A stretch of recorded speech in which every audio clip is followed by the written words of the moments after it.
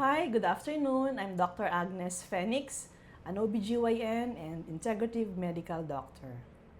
Alam mo, maraming babae ang lumalapit sa akin, thinking na may mali sa katawan nila. Na para bang bakit ang hirap magbawas ng timbang? Bakit irregular ang period? Bakit laging pagod? At ang pinakamasakit pa nito, iniisip ba naman nila, Dok, sira na po ba ako? Alam mo, honestly, no, I understand that. Kasi minsan, kapag hindi mo maintindihan yung katawan mo, pakiramdam mo parang pinapahirapan ka nito. But I want you to hear this clearly today. You are not broken. You are designed for restoration. Your body is not your enemy. Your body is responding to stress, to inflammation, to hormonal imbalance, to years of neglect, overload, and wrong information.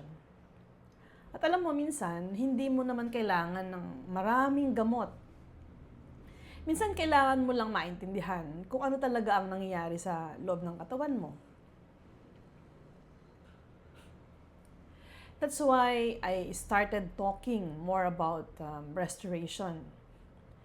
I created the Phoenix PCOS Restoration System because as a doctor, as an OBGYN, I realized we cannot just mask or silence symptoms. We need to restore the body back to its original design. And when the body is supported properly, it can heal, it can rebalance, it can recover on its own. Alam mo, marami na akong nakita ng mga babae regaining their cycles, their energy, their confidence. Not because they were fixed, but because they finally understood their bodies.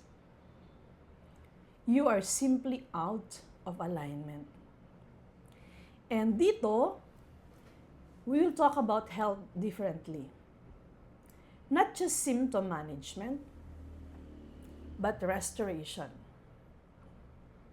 Follow me and let us restore your health together.